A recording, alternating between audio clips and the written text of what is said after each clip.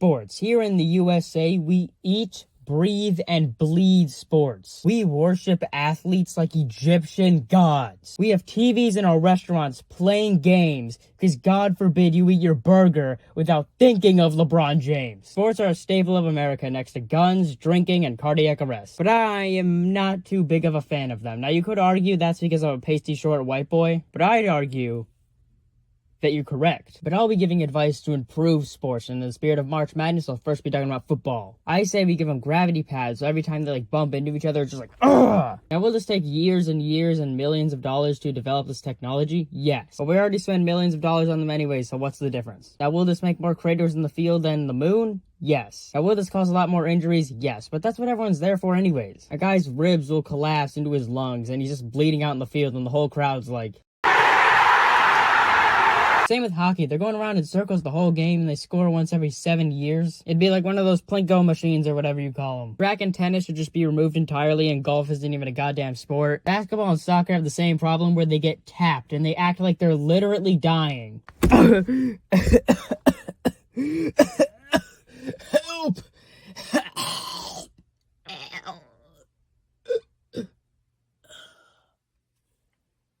I didn't even touch you. Baseball. My biggest gripe with baseball was the fact that it took forever for the pitcher to throw the ball. Alright, Gabe Ruth is stepping up to the plate. Still deciding what he's gonna do. He's chewing something. He's spitting now. Now he's just standing there. Is he playing Clash of Clans? What the fuck? Sports also has the tendency to spawn in some absolutely vile humans. We got the gambler whose entire mortgage depends on a single sports game. But we talking about how, dude, this is the one, I'm gonna win big. And 2 days later, you see him in a box in the alley being like, spare change. Spare change, ma'am. They're drunk. They usually travel in packs and are extremely loud, chugging so much alcohol that their liver will never recover from this. It's kinda hard to see the game when you're being squished by their ever-expanding beer belly. The guy that screams at the TV. Oh my god, just pass the damn ball. You know we can't hear you, right? Oh. Wait, what the hell? The superfan who lives for sports. He has flags and posters all over his room. And you know he's definitely a gatekeeper who, if you say you like the same sport as him, he'll be like, oh yeah, well on August 14th, 2019, who was the first linebacker to ever score a home run? And why do people fight because a sports team lost? It's like actual gang wars. Forget the Crips and the Bloods. We got the Chiefs and the Panthers now. But enough about other people. Let's talk about me.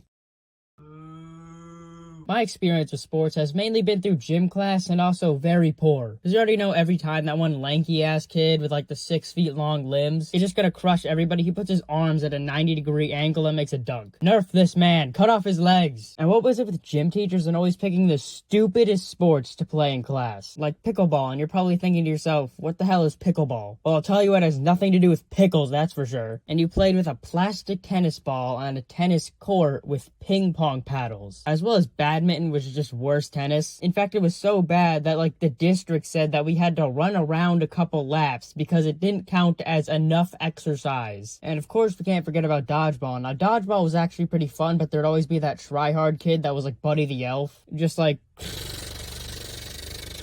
And dodgeballs hurt, and the sound they made, it was like... Ping! Ping! Ping!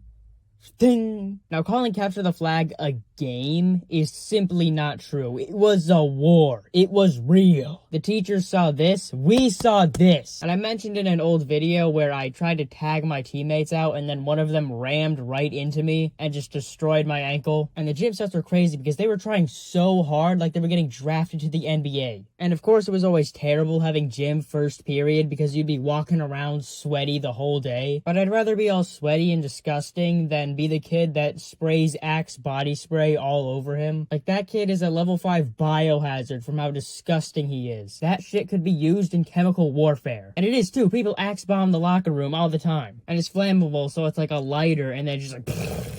And I already made an old video talking about the locker rooms, but that's kind of it. Done with the slander sessions, so I'll see you next time and you won't find the bodies.